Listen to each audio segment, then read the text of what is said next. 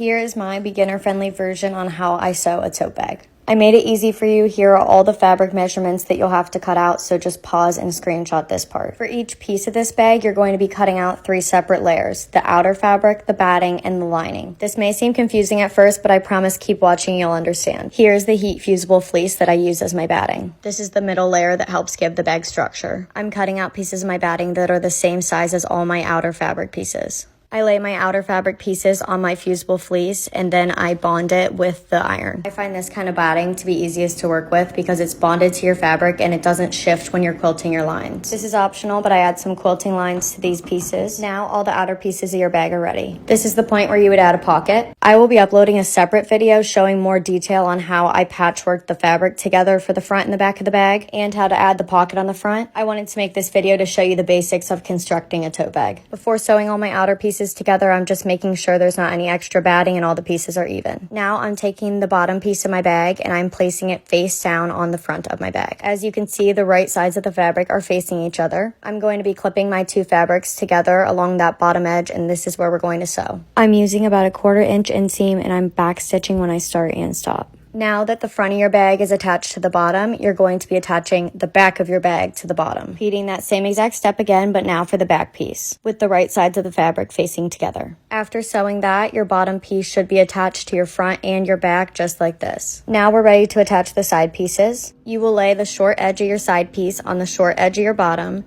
again with the right sides of the fabric facing together. I clip the 2 pieces of fabric together and then I flip it to the other side and do the same exact thing. The key thing to remember here is you're only sewing the bottom edge of your side piece onto that bottom panel. Taking this to our sewing machine, we're sewing just like we did before, back stitching when we start and stop. Now the side pieces of the bag have been attached and it should look something like this. At this point, all the outer pieces are attached to the bottom of your bag and we're ready to sew the 4 edges together. As you can see, what I'm doing here is basically just creating the corners of my bag. So you're bringing together the long edge of the side pieces to the long edge of the front and back pieces and sewing this together. This part is kind of hard to put in words, but I'm hoping this visual helps. All you need to know is you're only connecting and sewing down the sides of your bag while keeping the top part of your bag open like this. So here's what it should be looking like at this point after you connect all the sides. I always flip mine right side out at this point and just make sure there's no holes in the corners.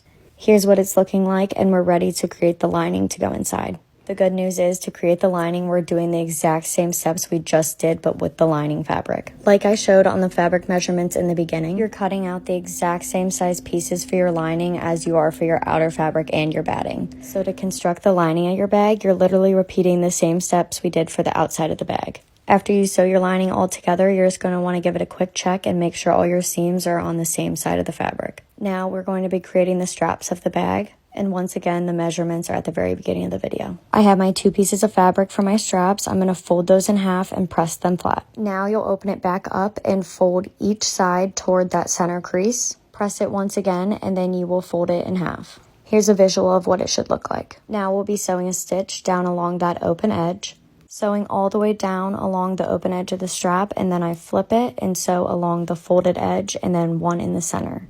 Here's what mine looks like when I'm done. You want the right sides of your fabric facing each other. So the outside of your bag will be turned inside out and the lining will be turned right side out. I start by matching up the seams at each corner and clip everything in place. Here's a visual of what it should look like. Before I clip all the way around the top edge, I add in my straps. We will be adding our straps in between the outer layer of fabric and the lining fabric. Placing those where I want them to be, I clip them and then I do the same exact thing on the other side of the bag. Just remember you're sandwiching those straps in between the outer fabric and the lining fabric.